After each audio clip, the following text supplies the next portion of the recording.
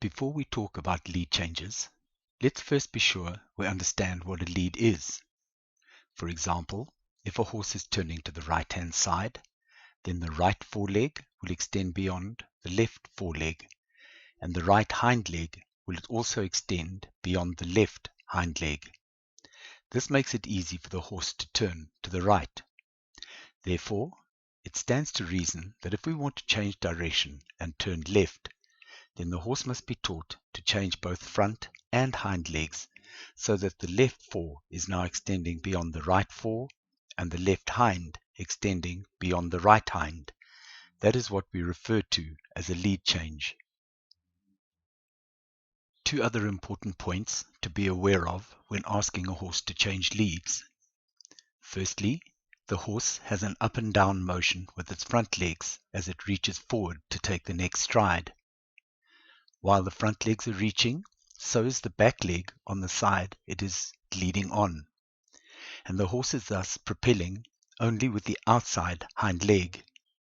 You will have heard me bang on about this in the lessons about rollbacks and how one has to teach a horse to propel itself with the outside hind leg. Secondly, because of this motion, it is important that one times when to give the horse the command to change leads. It has to be timed to where the horse is raising its front legs so that it is able to make the change. You will notice also that if you get that timing right, then the hind legs are also at a point where the opposite hind leg is on the ground, enabling the horse now to propel itself with that leg and reach forward with the other hind leg. One can see that the lead change is thus an active cue from the rider and not just a flop of the hand and body to the other side.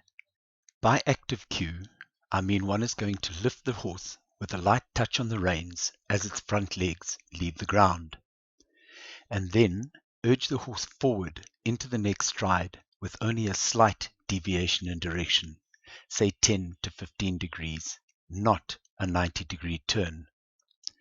To urge the horse forward, one uses a touch of the leg on the opposite side on the horse's flank. By urging the horse forward at the appropriate time, one makes it propel with the hind leg that is on the ground, and it will thus automatically reach forward with the opposite hind leg to take the next stride, and will thus make the back lead change as well. If one uses no legs in the lead change and just flops the hand to the other side at a 90-degree angle, then the horse will only change the front lead, as it is not being asked to propel itself forward using the appropriate hind leg. A lead change at normal speed so that you can see all of that happening in real time. Let's take a look at a flop type lead change with no legs, and there you can see the horse has not changed behind. Let's take a look at where the rider went wrong in this lead change.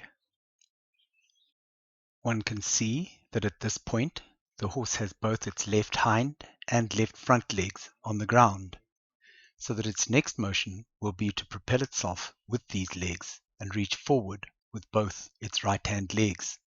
If one uses the leg aid and the reins now and urges the horse forward and slightly to the right, then it will reach forward with both its right hand legs and make the lead change.